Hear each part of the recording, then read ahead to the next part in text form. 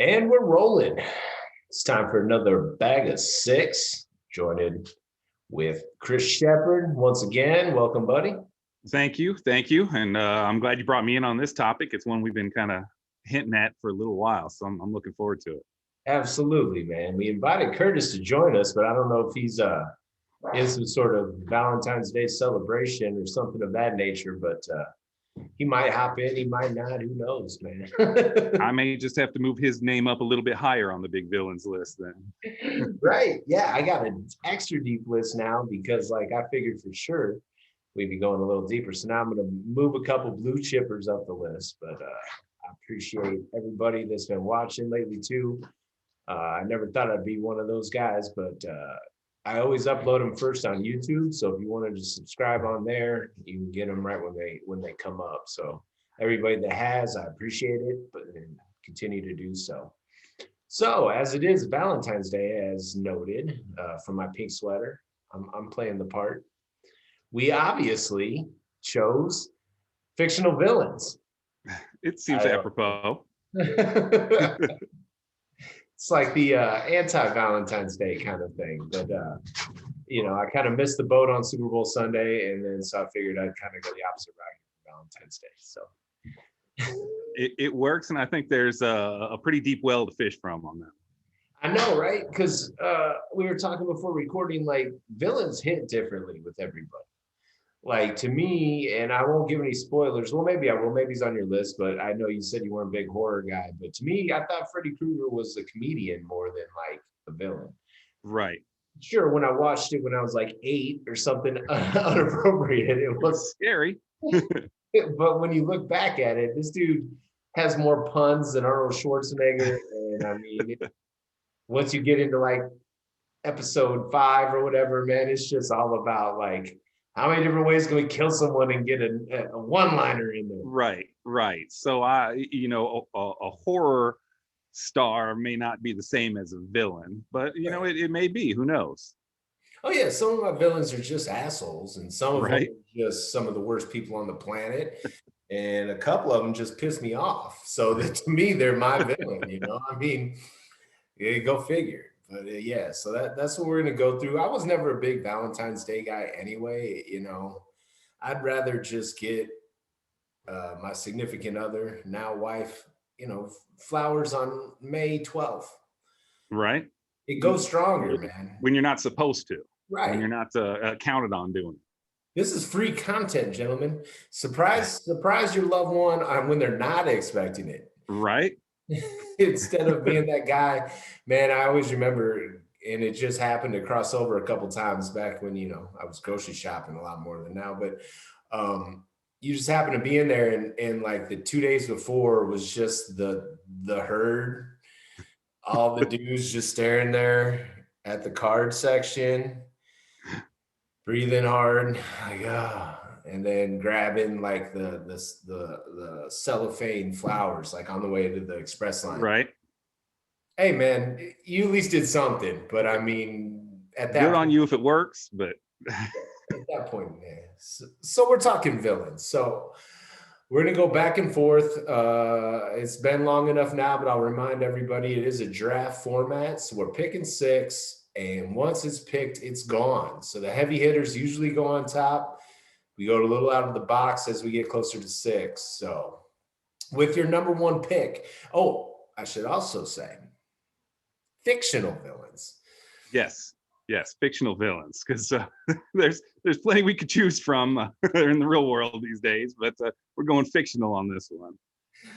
And I'm going with somebody that has I think longevity is his thing. He has been a villain forever, and in true villain fashion, doing it behind the scenes so people didn't even know he was doing it. He was moving all the chess pieces across the board, and 40 years later, you finally figure out that this was the puppet master. Emperor Palpatine is number 1. When you go into the Star Wars universe, it's tough to overlook Darth Vader, but in the grand scheme of things, when you look at the whole run of all the Star Wars movies, was he really the villain through the whole thing? I don't know. That's up to you to choose. But Emperor Palpatine was moving all the pieces behind the scenes, and I just went through and really nerded out and watched the Star Wars Clone Wars cartoons, and I did all 7 seasons. And Nice. like the end of the 7th season has like a 4 episode series that's just pretty awesome, and goes back and creates some history that you didn't know existed in there, and brings back spoiler alert, but Darth Maul, which is which was pretty much you figured after Phantom Menace that wasn't going to be able to happen, but it was pretty cool. You should certainly check that out if you like to geek out in the Star Wars universe. But Emperor Palpatine, I think, makes number 1 on my list. Beautiful. It was high on my list too, because I obviously know who I'm dealing with here, but it was one of those trump card kind of things where it was like, if someone picks Vader, I was going to be like, Right. Because I mean, Vader himself had like a redemption moment at the end of Jedi. I mean, you thought he defeated Palpatine, and eventually came a little bit to the light side because it was his son, and he was in the struggle where he thought he was fully crossed over, and there's the whole dark side Jedi, et cetera, and he actually had a redemption moment. And then if you want to go back to early Anakin or talk about any of that kind of stuff, he wasn't ever really purely evil. As far as Palpatine goes, from get-go, the first time you meet him until the very last episode of the original 9 movies, it's been him. It's basically been the Palpatine versus Skywalker show in a way, once they broke down all the lineage and everything. But he's the one. He's number 1. And at the end, I mean, he played Darth Vader. Darth Vader was good and just had some questions about things, and he listened to the wrong mentor and got twisted, which could happen to anybody. Poor guy. Yeah, man. I mean, and they had like the stadium full of like his minions and stuff in the last episode, the big climactic scene at the end. I mean, he had his fingers in everything, man. So yeah, that's a huge one. All right, man, well played. So now I feel I need to come heavy, and I think the only way I can possibly come up against such a titan of villainy is pick the other big movie franchise, the man with the snap, Thanos. The Marvel Universe, man. I mean, they were leading up to it all along. You'd see him in the bonus scene floating on his chair, and then you're learning about the plot, and then you realize, this is going to be the big heavy. And then you start learning this guy has been going like planet by planet trying to wipe out populations of people just to like bring balance to the universe, but doing it in a really grisly manner. Right. All along trying to find the stones for his gloves so that he can literally wipe out 50% of the universe, not just like, we're not talking America, we're not talking, Portugal, we're talking the universe, planets we've never even heard of, just half of them vaporized. And not even just the people, like the butterflies and the ladybugs and the fish and like everything, just half off sale. Everything must go. Too crowded for Thanos, man. He's feeling boxed in, dude. But on top of all that, in order to get his stones, the Soul Stone is really what puts it over, because who he, ends up kind of taking under his wing, who he calls his daughter, Gamora, he has to chuck her off of a cliff and kill her to gain the Soul Stone, the only person he loves. And you even get like the solo tear. The single tear. Didn't stop him though. Right. I mean, I got to snap. I'm sorry, Right. So you're going over the edge. So yes, those and all that encompass pure villainy, and therefore Thanos is my number 1 pick. And I was going back and forth with Thanos and Palpatine because it very similarly, it's longevity. For 22 movies, they were building up to this thing. And this guy was just, for the first, dozen movies, you didn't even know he was a part of it. And then you realize, okay, he'd been orchestrating all this. So yeah, that's a very good pick. Yeah.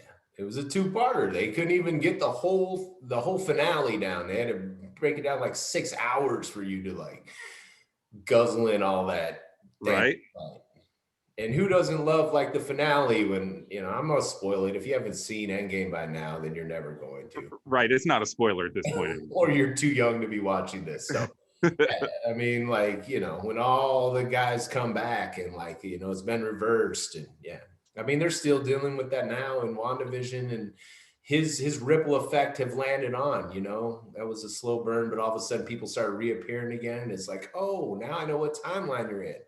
So you're coming back from Thanos because he literally changed everything. So that's my number one. All right, that's a good one. I'm looking at number two, and I got two that I'm kind of going back and forth on. I'm afraid if I don't pick one of them, that you're going to grab it. But I'm gonna risk it on this one, and I am going to say that the Six-Fingered Man is the number two. I mean, when you look at what he did in The Princess Bride, I mean, Inigo Montoya devoted his entire life to finding out who this guy was, all because he had the kid's dad make him the most beautiful sword in all the land, and he didn't want to pay for it, so he killed him and took the sword. So, like, what do you do with that? You know, then he gets Wesley, or the Dread Pirate Roberts, however you want to look at him at that point, and he literally sucks the life right out of him, out of a machine that he developed just to suck the life out of people and to torture them. So I got to say that the Six-Fingered Man is the number two villain on my list. Oh yeah, he didn't just suck, he threw the switch.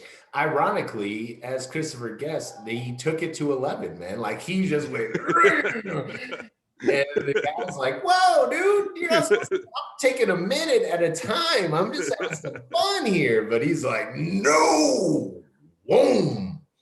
Yeah, man. I mean, that was his, and then, yeah, Inigo Montoya, that was his mantra.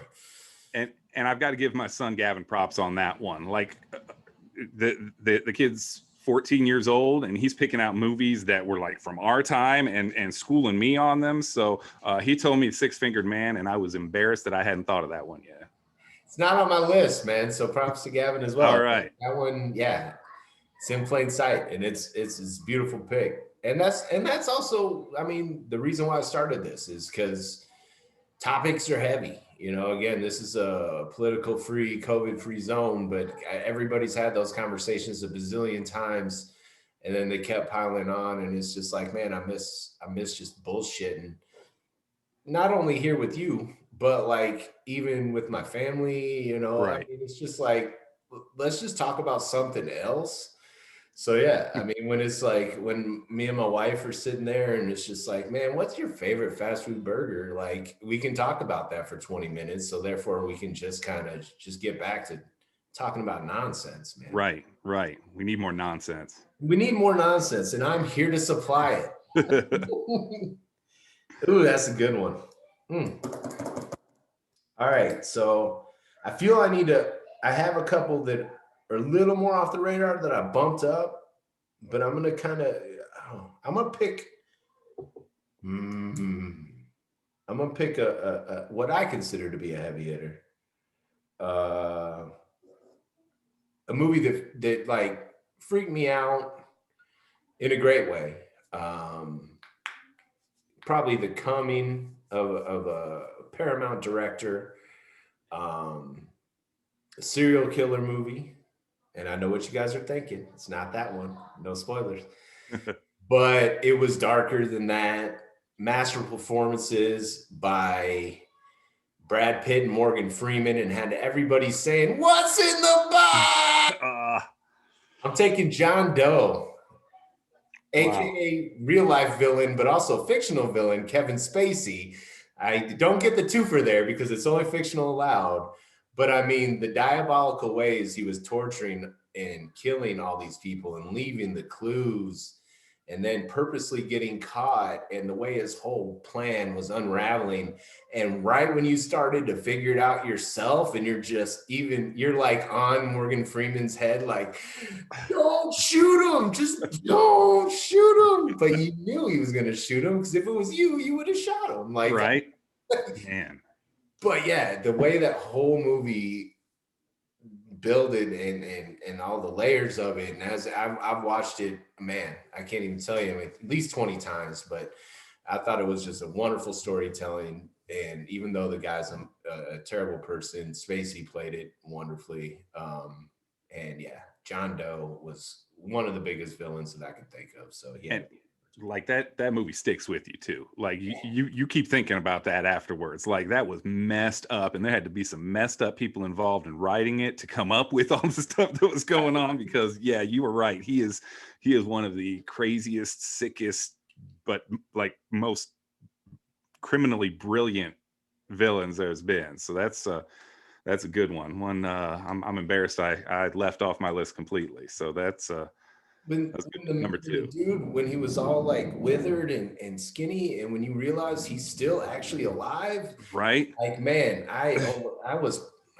can't even think how old I was, probably in my 20s, but I almost had a coronary, dude, when he's like, I was like, oh no. Like, man, this guy, he's feeding people. Like, he'd get the shavings from the floor to put in the person's stomach who's gluttonous, and they knew he would find.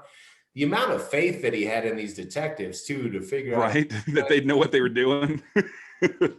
Your whole plan could have been over with about 2 kills in. Like, I got no idea. Let's just chalk this up to unsolvable. So, yeah, it could have went really bad, but it ended up going great for him. And that's one of the few stories too where the villain technically wins. Right.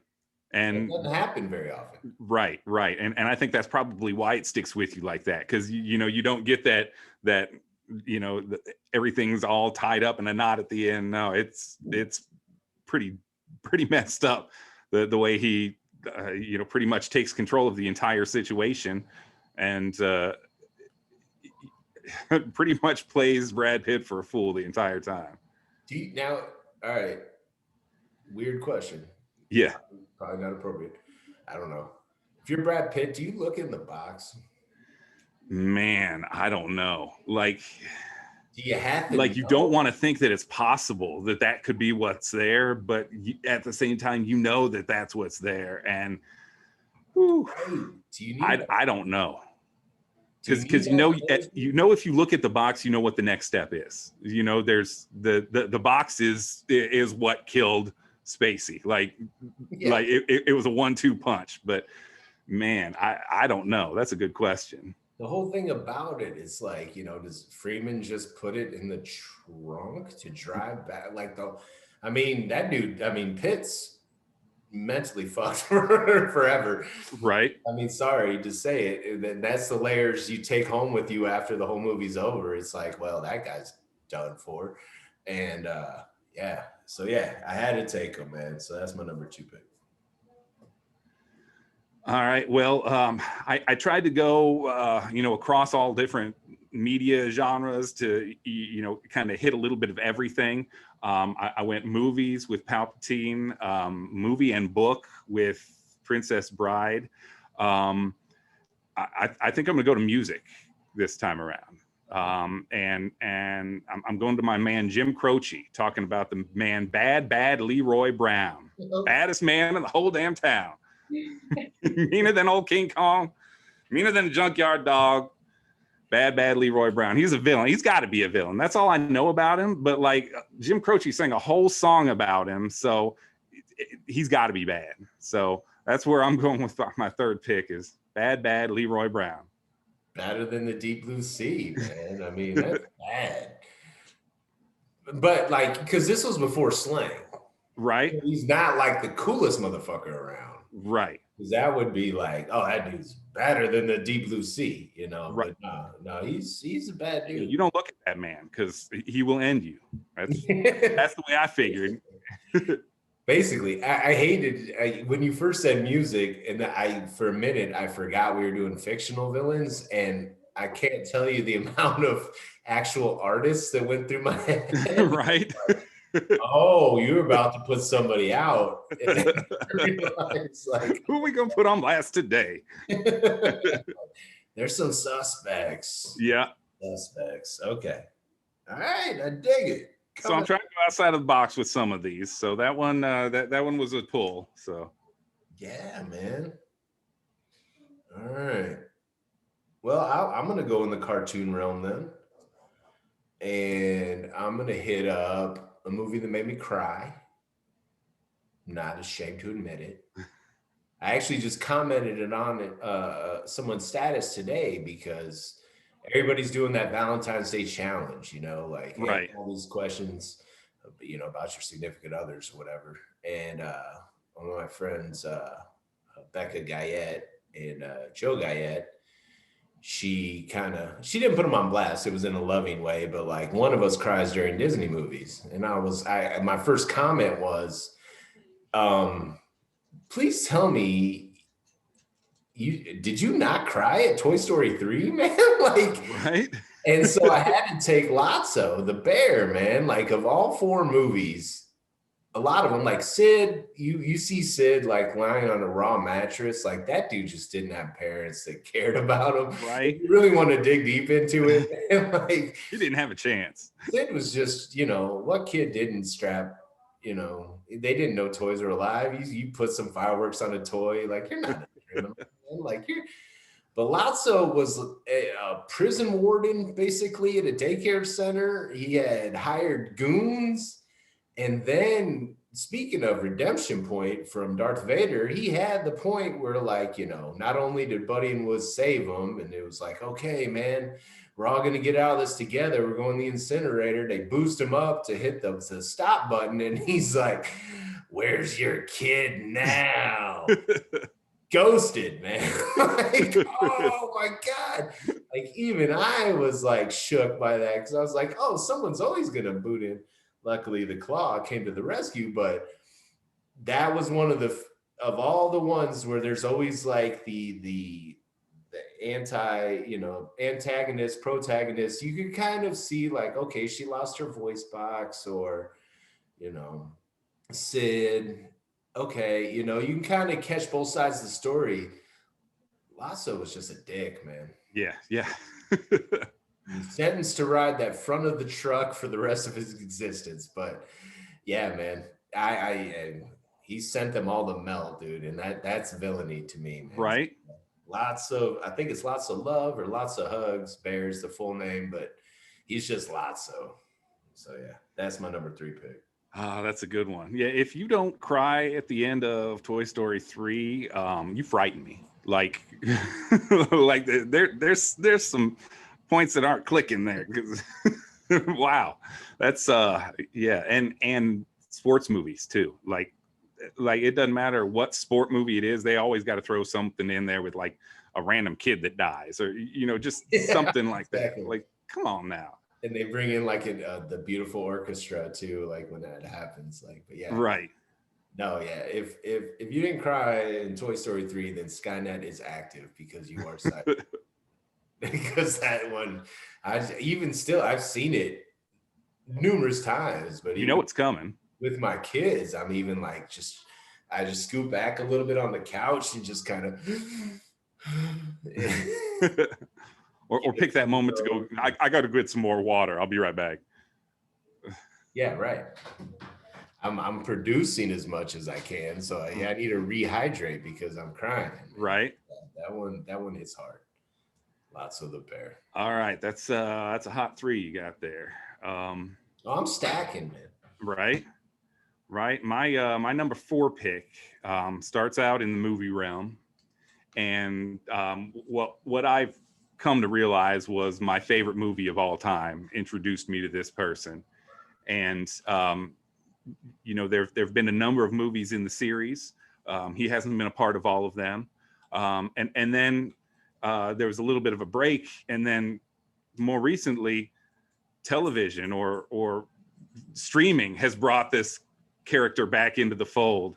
And Martin Crease from Cobra Kai yes, is one of the baddest villains out there. I mean, the man has faked his death numerous times. If you've seen the most recent series or season, what he did to get himself out of Vietnam, which, it was a war, I understand, but they painted it so that even in a war, he did some dastardly stuff. Like, and you know, beating up his students because they didn't win the All Valley. You know, it's Martin Crease is certainly one of the villains out there, and makes my bag of six. Not even just didn't win, like he got second, and you're just gonna crumple his trophy Right?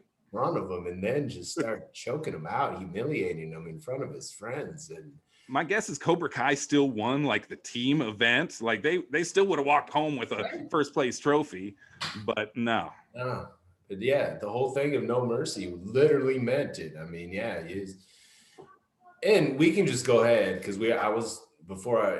last episode I was talking to see if you were caught up. Let's just go ahead and trundle over there to a little side talk, man. What'd you think of season 3?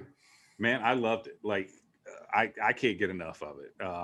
Right. Karate Kid has always been my favorite, and like every little bit of nugget that you can get, because it's not like one of those Star Wars universe things where like there's still stuff coming out. Like this was in Reseda. Like this, you weren't getting some extra background info. It's just, you know, these kids that liked karate maybe a little bit too much as teenagers. Now they grow up, whatever. But no, you get to find out that they're still fighting, and you know, karate is still number one, and you know, they did an amazing job bringing everyone back and sending him back to Okinawa, and then Allie with an eye coming back in the fold. Like, yes. Oh, it was perfect.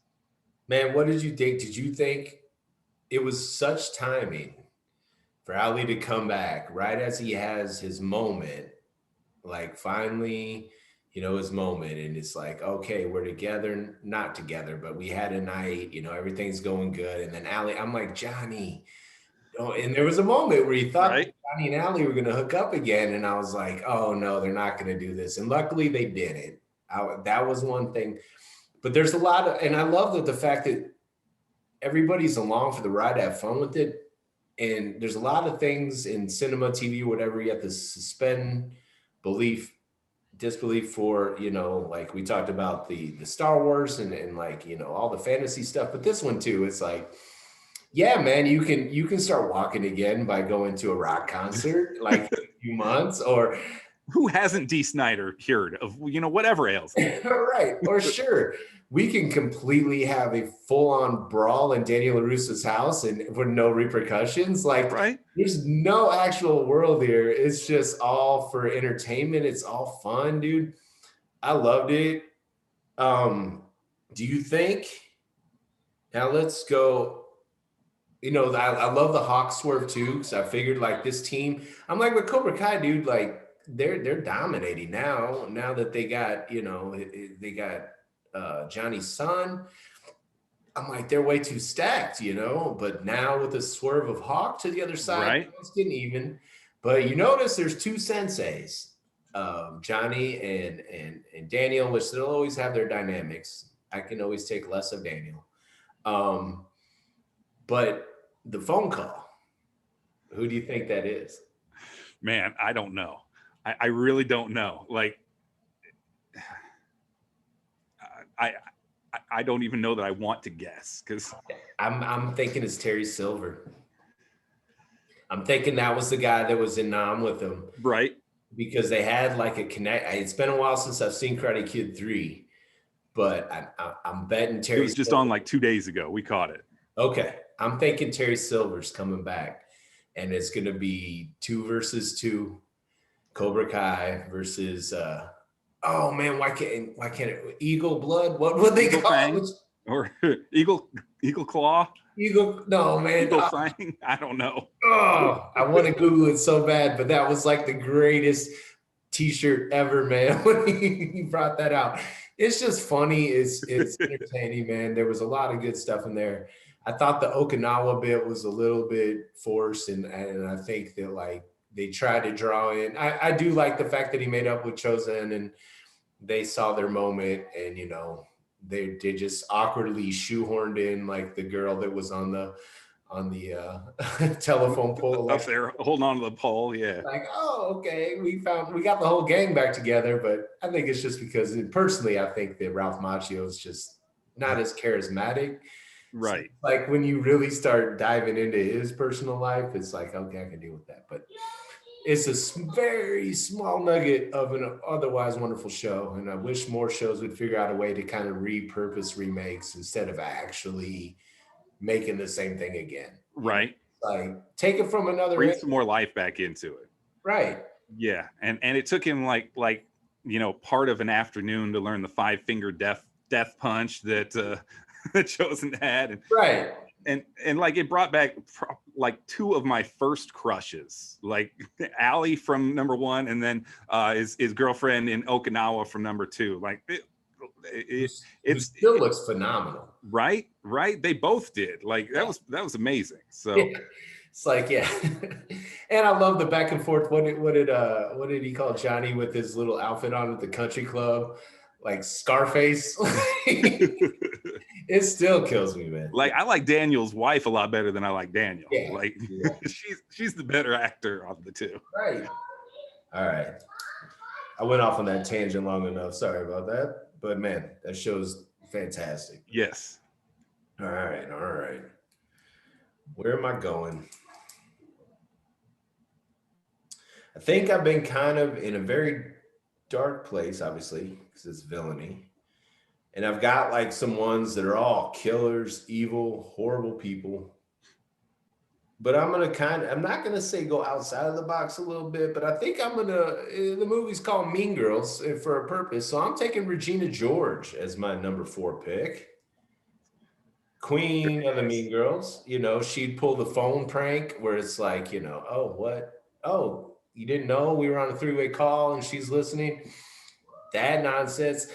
Openly mocking people in plain sight, where she'd be like, oh, where'd you get that? I love it. And then when they walk away, she just trash them. And then, Katie, who was played, she recalls her saying the same thing to her. And she's like, oh man, this girl's just, and that's the reason why they call them plastics. And the diabolical scene at the end where she throws herself on blast and like basically pins the whole book on her. Beautiful. Chef's kiss. Just like, right. She's the queen mean girl. I think a lot of people growing up or even still in school will argue that there's nothing more villainous than a bully in school, and she took it to 11, man. So yeah, I'm definitely taking Regina George with my number 4 pick. I just I read an article here recently that that there was a joke in the movie that went over everybody's heads. Like her best friend, who became Lindsay Lohan's best friend. I don't remember her name, but she said that she was Lebanese. And they said that Regina George wasn't smart enough to understand the difference between Lebanese and lesbian. And so she got confused, and that's why they weren't friends anymore. And whether that's true or not, that just seems like a Regina George thing. So I want to believe that's the case. Oh no, yeah. They were all not exactly cracking many books, Right. The Amanda Seyfried's character putting her name on her chest in the mirror and it was backwards, or Lacey Chabert trying to make fetch happen, living off the toaster strudel empire. Like, I mean, these and amazing performance by Amy Poehler. I'm a cool mom, not a regular mom. So again, we're going back to maybe a little bit of neglectful parent territory, but yeah, she was just ruthless and conniving and playing head games and all that stuff that people don't like to remember about high school. But she crushed that role, man. And yeah, that was one of the times where I was like, oh man, between this and like Wedding Crashers and Notebook, I'm like, Rachel McAdams is gonna be a super duper star. Right. I don't know where she is now, so I haven't seen her in a little while, but she was new there for a second. For a minute there in the early aughts, I was like, this girl's going somewhere. But yeah, Gina George. Man, I'm gonna be honest with you. I'm gonna have a hard time wrapping up at 6 because I went pretty deep on this list. I'm like, man, how can I pick this one and then not pick that one? And man, okay, I'm gonna go with one that was lower on my list, but I think that when you look at what this person did, pretty much.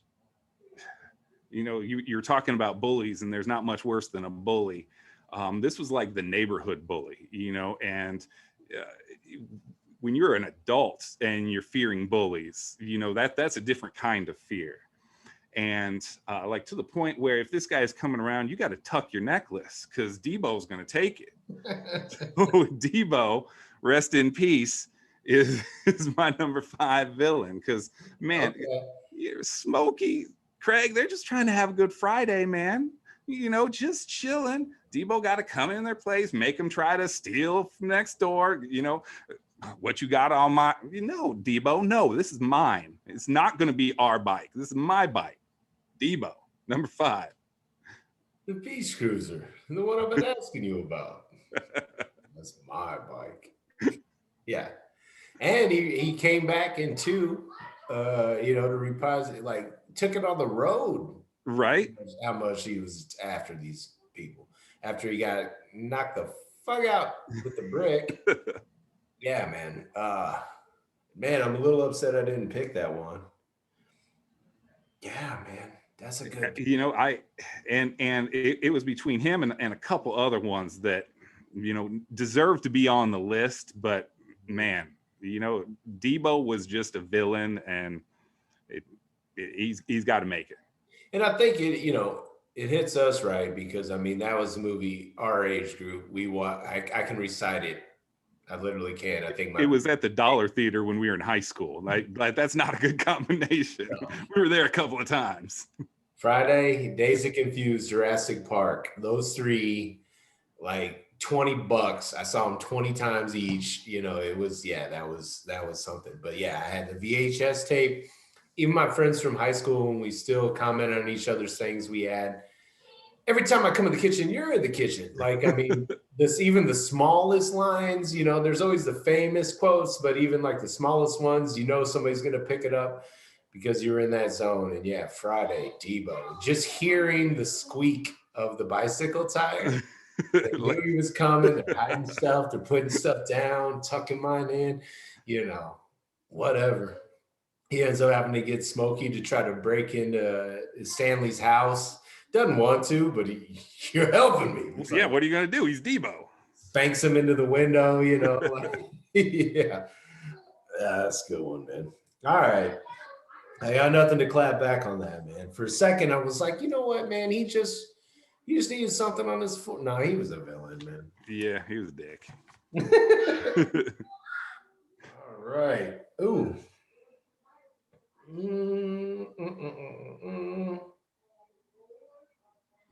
All right, I'm going to do it. I'm going to go off script. And I'm going the video game realm. We were talking earlier that I was trying to exhaust all measures right now. But as my kids are getting into video games and like basically on the ground floor, 7 and 3, you know, we're not going too sophisticated yet. But my kids aren't on, you know, I don't even know what's cool anymore. I don't even know whatever's cool, they're not on it yet. Call of Duty, Fortnite, I don't know. But we're not killing people yet. But there's always one guy, even so much that has resonated through the house, that I even impersonate him from time to time. I don't even know what his real voice is, but I've become this villain myself. And oh man, we bought, I'll get into that. Books, games, everything. Bowser. Very nice. Yeah.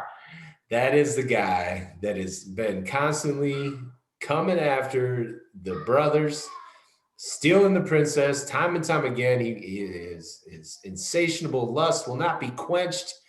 He just likes to mess with people. He has a new game that just came out. The boys are playing it in the other room right now. Bowser's Fury. I got it. They're in the other room, but I got it. Derek's birthday's on March 2nd, so it's sitting there. We just did the Mario Kart, but yeah. Who we also, Dry Bowser. There's all kinds of versions of Bowser. Right. 35 years he's been doing it. Yeah, he's been spawning other kids that have been doing it too. Like there's Bowser Jr. He's got a whole army now of mini Bowsers that are carrying out his thing. Yeah, there's this awesome book that's kind of it's shaped like the block with the question mark on it. Right. And it basically is like the 35th anniversary of, so it doesn't have like the last two iterations, but it covers all the characters and everybody from, it's one of those encyclopedias of Mario Brothers. And so, yeah, we're a heavy Bowser family here. And again, from Mario, Super Mario 1 to Bowser's Fury, there's only been one man, and it is Bowser, the spiky haired. He keeps getting bigger and bigger, looking more and more imposing with every video game that comes out. Lava everywhere, whatever. He keeps getting thwarted, but he keeps coming back, you know, like another villain, which I won't say, because just in case, even though I don't think he'll pick it. But yeah, Bowser, man. Bowser, that's he was definitely on my list, and my kids are going to be mad at me for not picking him. So congrats. Thank you, sir. Thank you. All right, so man, for my last one, I really feel like I have to pick this person, and I don't know that it's really fair because it's outside of your wheelhouse. I know that you did not really get yourself involved in the Harry Potter universe a whole lot. I knew it was coming. And well, no, because there is like a main villain that, you know, nobody's supposed to say his name and all that. And yeah, okay, he's a bad guy, but sometimes like the more realistic villains are the scarier ones. And there was one in particular that reminded me of a PE teacher that I had in high school. And she just passed away, so I won't disparage her good name, but but like it's one of those like stab you in the back while they're smiling at you. And Dolores Umbridge was that professor. Like, she is like, everything's pretty and pink and bows and little kittens and all this and that. And then she's having kids scratch things in blood on the back of their hands. And like she is twisted, she is demented, and she is going to smile at you the whole time that she is doing it. Like, she is bad. And Voldemort was a different kind of evil. Like this guy just had issues. She was just evil to be evil, because she loved it, and she loved that you knew she was doing it, and there was nothing that you could do about it. So Dolores Umbridge is my number 6. So she was hiding in plain sight, basically. Oh yeah, like she became the headmistress of Hogwarts there for a while when Dumbledore was out of the picture. So like she was in charge, and put there by the Ministry of Magic, who at the time was kind of bad guys, but not really. Like it gets a little twisted there in the later books, but she gets hers, so you like to see that at the end. But you know, she's pure evil in a pink dress. All right, I got a text from Curtis here. I'm gonna tell him if he still wants to hop in. Oh, he gets our leftovers. Yeah, he can scrap together something. Right. And I don't mind throwing more out there. I mean, I got a pretty deep list here. Oh, I'll crush. All right. He said, okay, give me a second. All right. We'll take care of ours, and then we'll dissect himself, and we'll let him explain himself, because he just told me why he couldn't, you know, it's understandable. So we'll let him explain himself. So, all right, yeah, I'm not in the Potterverse because of my kids are 7 and 3, and I purposely escaped all that stuff so we could all kind of experience it together. So I haven't quite gotten there yet, but I mean, I did, you know, working for the radio station, we did midnight book sales. I've been around the Potterheads. Is that what they call them? Potterites? I don't know. Potter squatters, whatever we call them. They were there, and you know, it's like they're yelling out spoilers and doing all their things. So I kind of know a few things, but I have no idea about her bag. But I have heard that she's a bad person. So yeah, I don't. You know, she's just basically there to torture kids, right? Pretty much so. Yeah. Right. So and she does her job well. This story checks out, dude. Yeah. A lot of people who do that. Not a lot. No. Oh, all right, man. I dig it. My last one's going to be way outside the box, but I will be remiss if I do not mention 80s movies. We already talked about Cobra Kai. Right. The biggest villain of the 80s movies was one Louis Skolnick.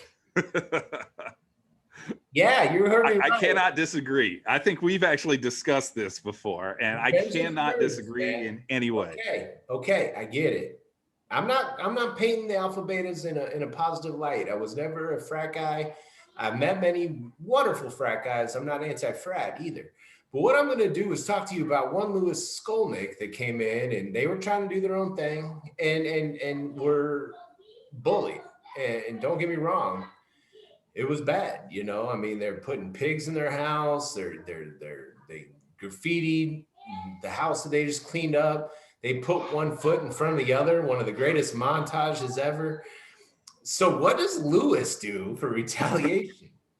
Oh, first I'm going to burn their genitals, and then I'm going to sneak in and videotape them naked without their permission. All during a panty raid, by the way. And I'm gonna commission a miner to help me with his built-in silencer and on a drill, and we're gonna wire this whole house and go home and watch it all night and as much as we want, because nobody's the wiser, like a total predator. But wait, there's more, because those people didn't know this. So hey man, I've been having this crush on Betty Childs. You know, she's this beautiful sorority girl. She's captain of the cheerleaders, you know.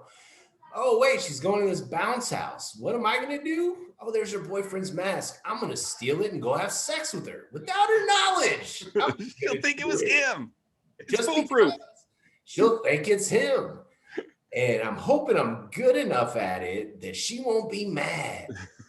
That's his thought process. One of the guys that's supposed to be the brainiest, one of the nerds, so to speak, is a sexual assaulting, like, psychopath, man. And like, what?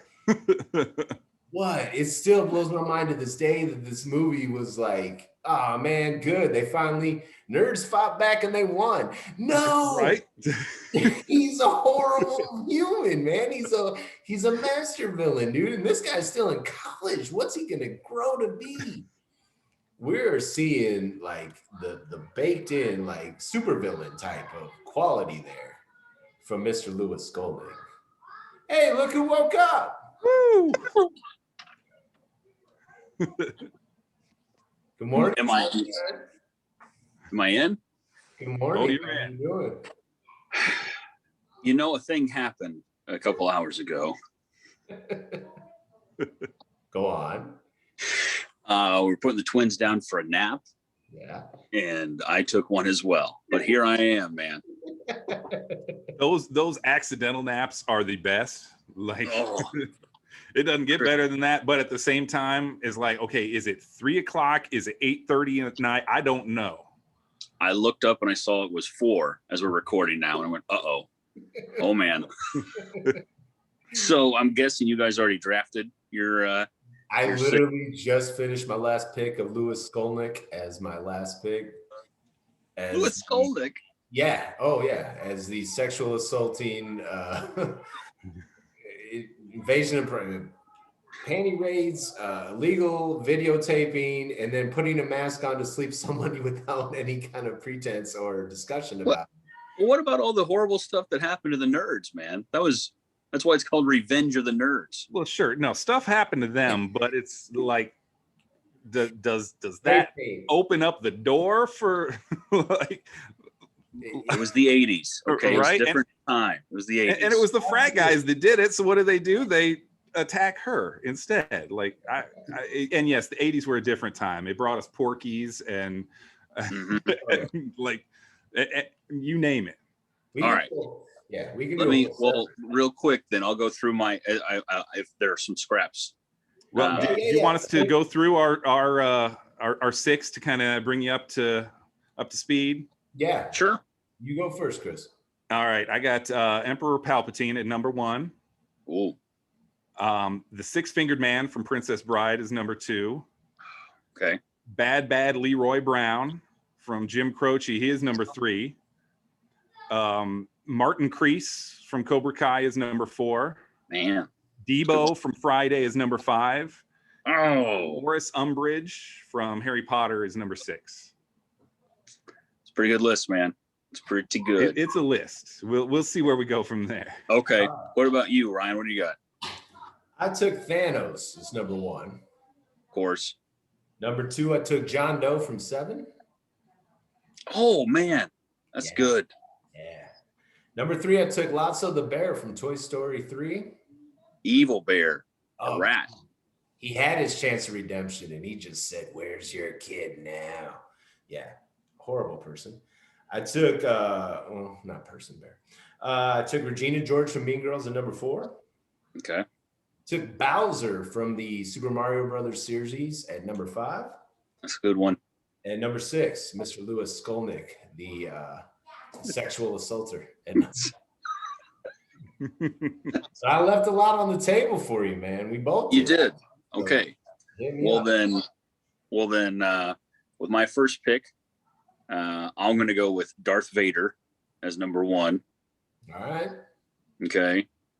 Hold on. Sell us on that. Why Darth Vader more so than Palpatine, as you just heard? Because Vader's still on the table. Okay. So Okay. I love it. Okay. I love it. Is that fair? Yes. You got to get a middle inning reliever when all the closers are gone. I understand. Yeah. Plus the end of Rogue One, that scene is just fucking badass. Right. No, that was pretty cool. That's dope. Let me see. Okay. I'm on my phone, which is normally where I would have my list to look down for my notes. But so I'm doing this off the top of my head. My number 2 pick, I'm going to go with Clubber Lang from Rocky 3. Beautiful. Played Very by nice. the great Mr. T. And I should say, when I'm thinking of my villains, and I'm looking at the villains that maybe didn't necessarily act as sneaky, cowardly villains. Like Clubber knew he was the man. Yeah. He was just in your face. Yeah. Hey woman, all that. Love it. Right. Be with the real man. I mean, that's my favorite of all the Rocky movies as it is. So yeah. 3. Yeah. Yeah. Oh, Clubber's great. Nice. Okay. Now this one, you might challenge me a little bit. We'll see. As a fictitious villain, I'm going with my 3rd pick, the dirtiest player in the game, the 16-time world champion, the Nature Boy, Ric Flair.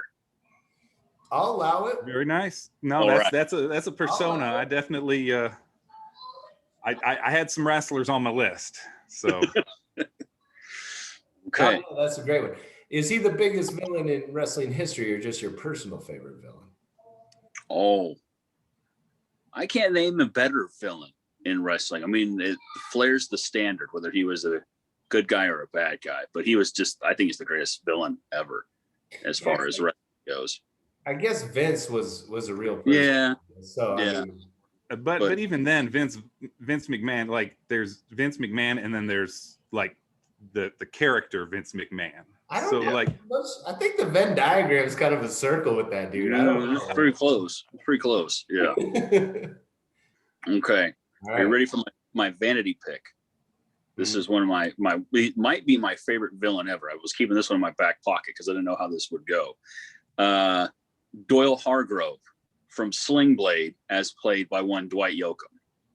Oh, wow. there's a lot of reality in that one right there. That is why Doyle is one of my he might be my favorite villain from any movie, because where I grew up, I knew a lot of guys like Doyle Hargrove. I know there's a lot of dudes in East Central Illinois like Doyle Hargrove.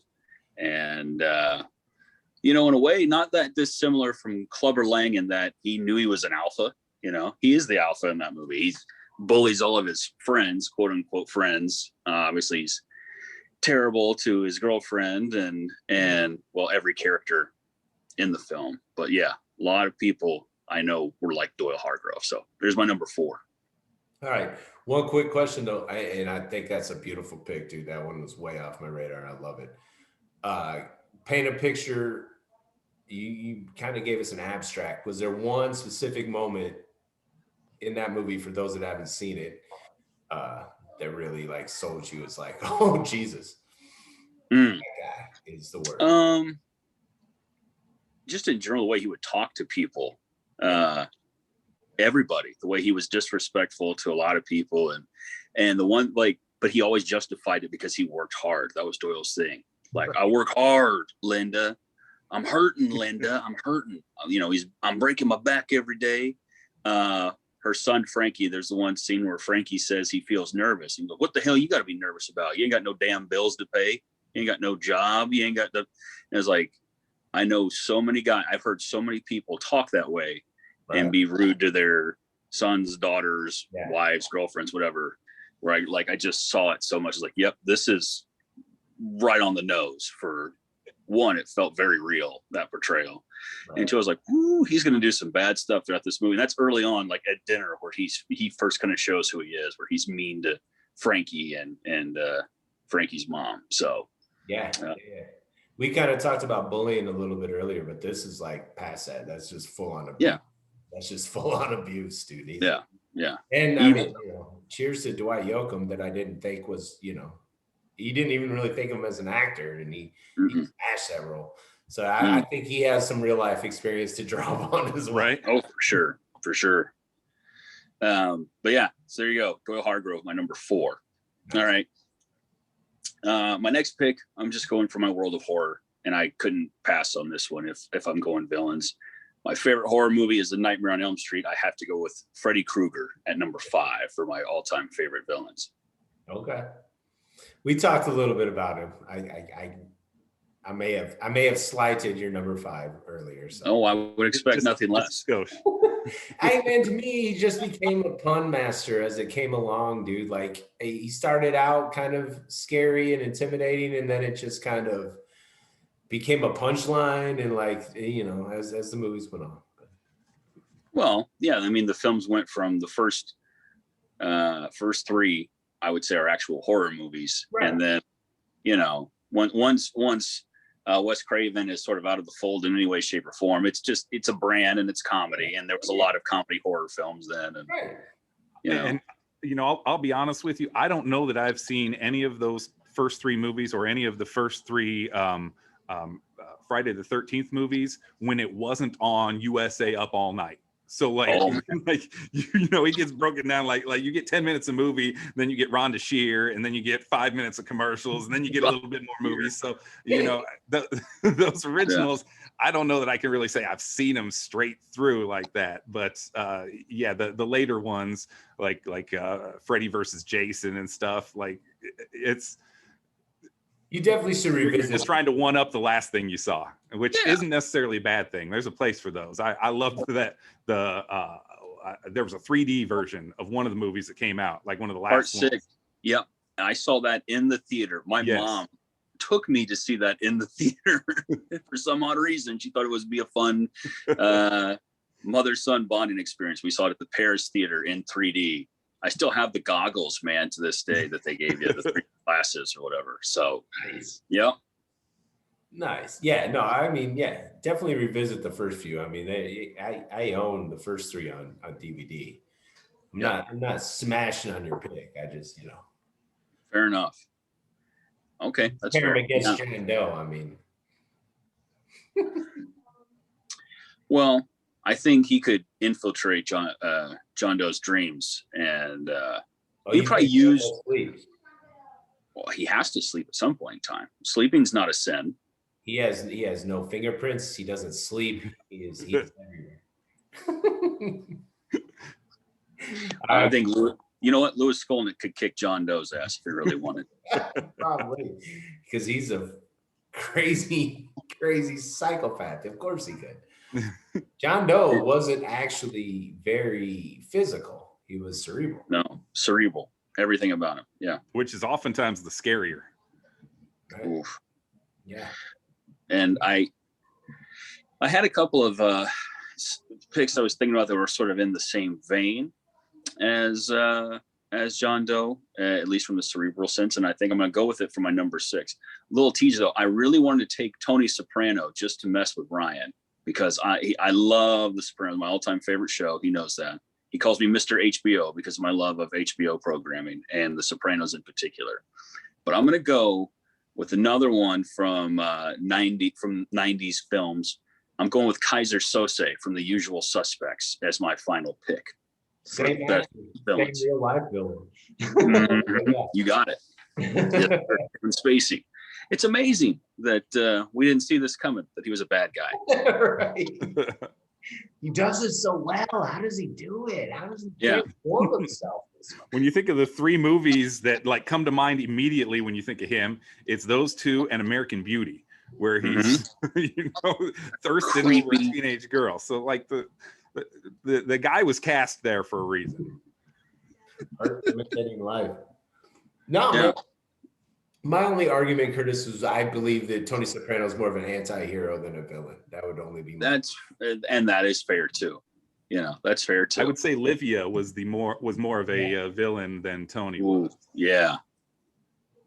I thought about Uncle June too, as another choice, just because he's always trying to protect the empire, so to speak. Like he's always, he's going to order to have his nephew killed if it means protecting. Spoiler if you haven't seen The Sopranos. Same with The Usual Suspects. Spoiler about Kaiser Sose there. But Uncle June was another one I had considered for one of my picks, depending on who was going to be off the list. And I'm glad that I woke up in time from my nap to clearly win this draft, even though you guys had already chosen everyone.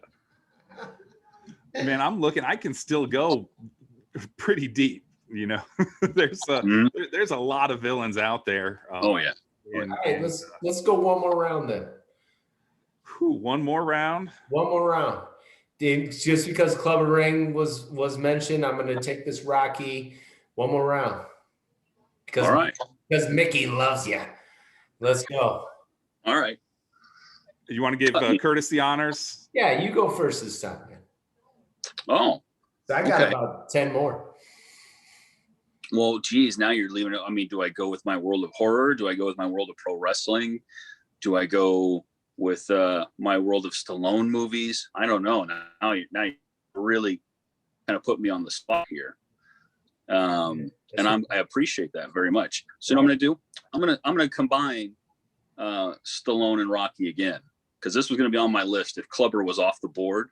I'm going to go with the Russian Nightmare, the killer of Apollo Creed. If he dies, he dies. Ivan Drago in at number 7 now on my list of villains. Doubling of the Rocky verse. Wow. Yeah.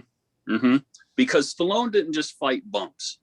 You could go ahead if you wanted to. Oh, he did. You could say Apollo Creed was the ultimate villain. And that was because, again, Apollo knew how great he was.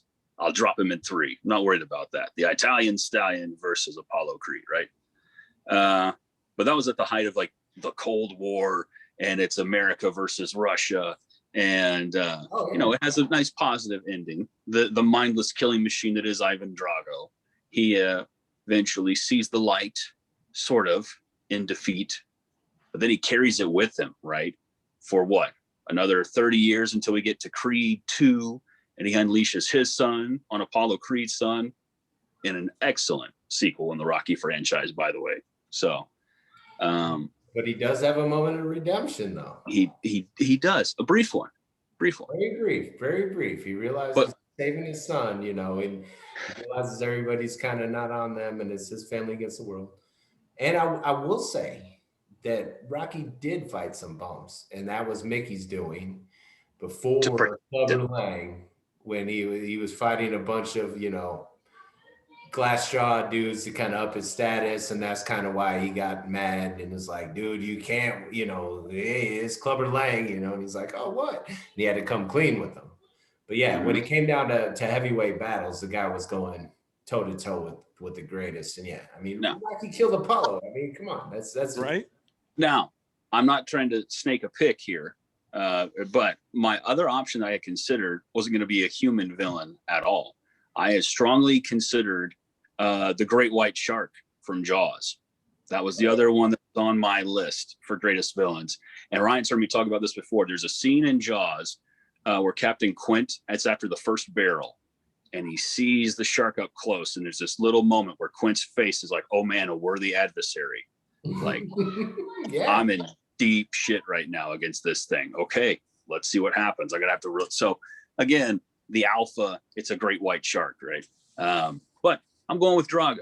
So if you want to take my other excellent pick in Jaws, you go right ahead, Ryan, or Chris for that matter. Well, and with Jaws, you got to think like 70% of this world is covered with water, and that single shark probably made 25% of our world scared to death of the water. Like to this day, like you get to swimming in open water and you get that dun dun. It's just in your head, but it doesn't matter.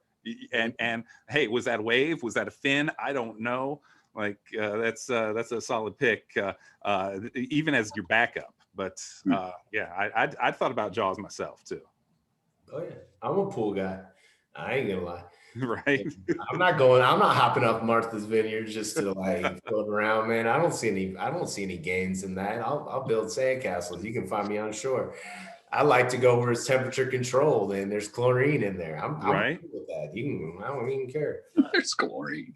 Yeah, man. I mean, yeah, if it's beautiful enough, I went to BVI and thinking the water's crystal clear. Yeah, I'll go out to maybe my waist, but I'm not swimming out there, man. Nope. Any lake too, man. Bust that, dude. When it's murky and like, oh, no. Right. And you don't know, maybe someone had a pet shark and let it go in the lake. You don't know. I heard that story when I was like 8. Somebody flushed it down the toilet and ate a bunch of people. Right. Right.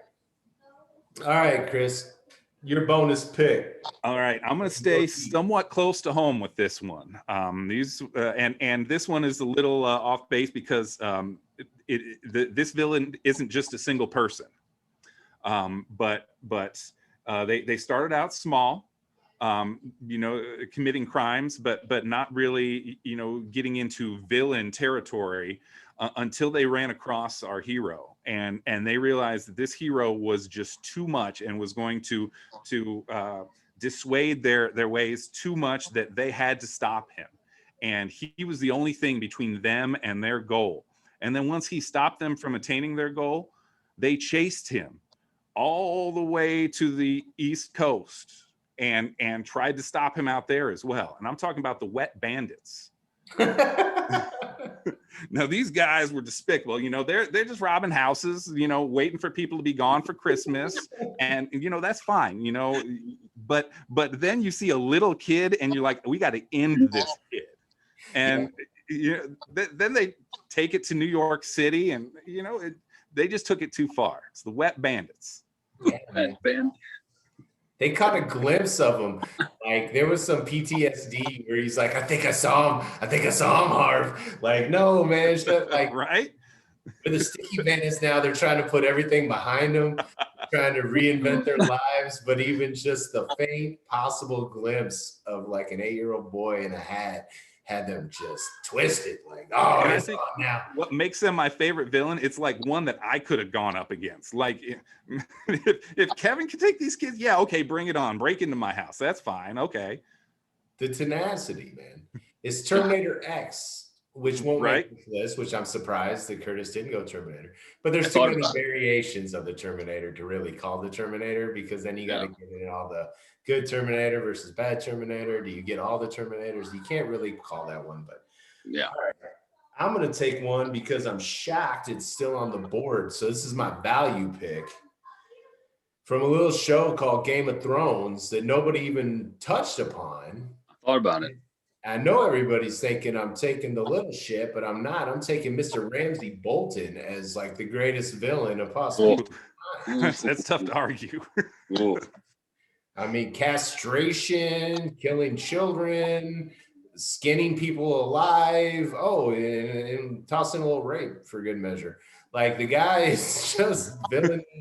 Evil. Right. Evil. Yeah. Everybody, like for as pissed as everybody was about Joffrey, I think a lot of it was his acting, because he was such a pompous little, like, put this wolf to kill him and this and that. But like the acts themselves, when you put them on paper, Ramsay Bolton was the worst, man. It's everything that he possibly a monster. could. Yeah. Monster. Yes. Nailed it. Yes. I'm taking Ramsay Bolton, man. One of the worst villains of all time. Yeah, that's a good pick. That's a good one. That's a good one. Couldn't let it go. Anybody else that got any free agents to sign to their teams before we wrap this up? Man, I got a couple. Kind of on your Louis Skolnick tip. I was thinking Jake Ryan could be pretty high up on that list as well. From 16 Candles. Hey, my girlfriend's asleep upstairs. I could be doing anything to her, which makes him the good guy because he's not. Right. But you know what I'm gonna do? I'm gonna let you take her in my dad's car, and you do whatever you want to with her. Like, oh, okay, but then this is the guy that like everybody is fawning over. Like to this day, women still love him. It's like, really? Did you see what he did? Like, nah. Just threw her out there, man. Right. Have at it. You guys have fun. Like he's even making jokes as they go off. Like, do your thing. Like, yeah. Terrible. And then there was another.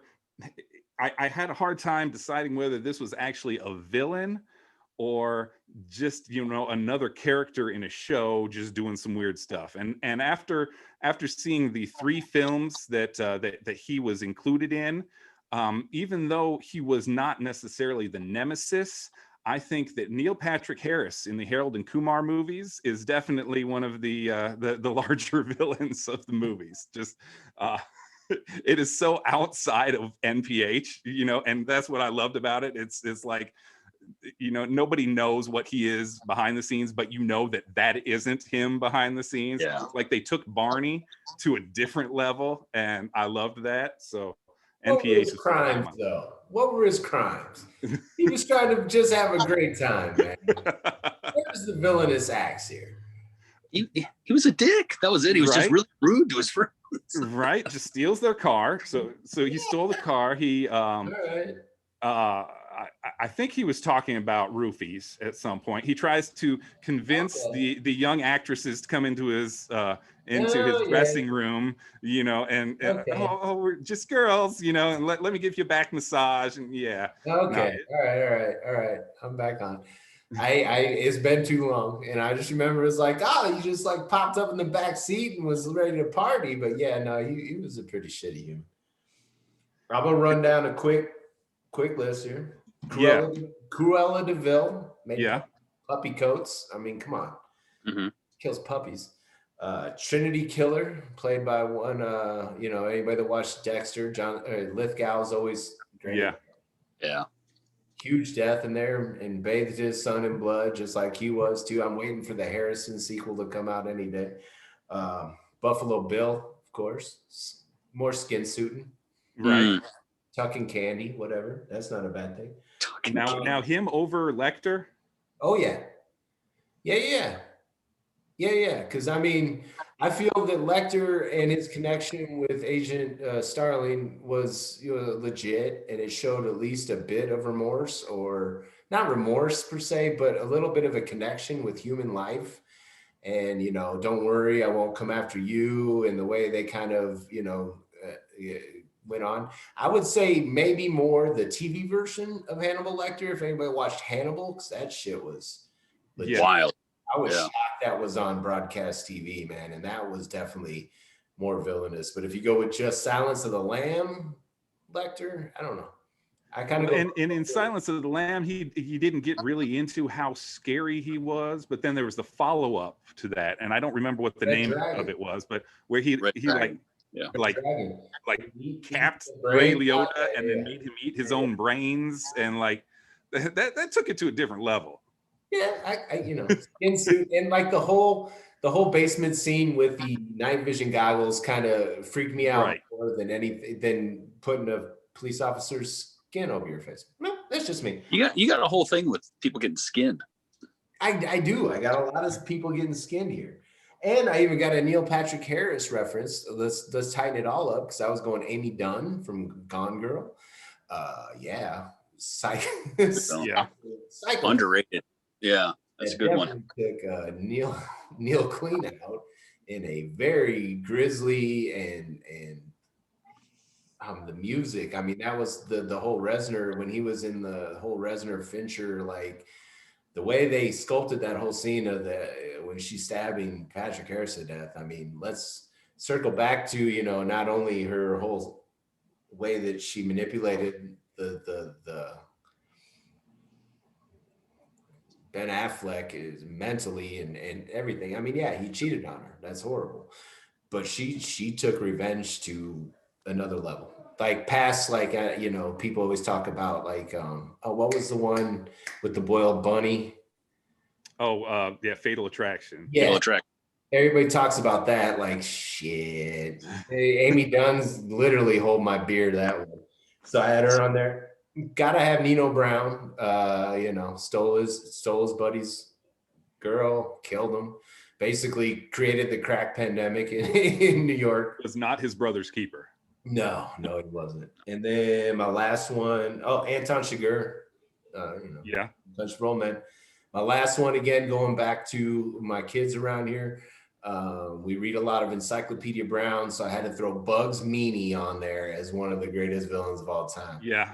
It's always Bugs Meany, dude. That guy. Even his name was, you know, he's got his jester hat on and he's just torturing the people of town. So I had to put Bugs Meany on there as a shout out to my kids. Yeah. All right. Well, I had a handful left. In the Game of Thrones world, I was going to go with Cersei Lannister over Ramsay because Cersei controls everything up until the bitter end, and does so without ever really laying a finger on anybody herself.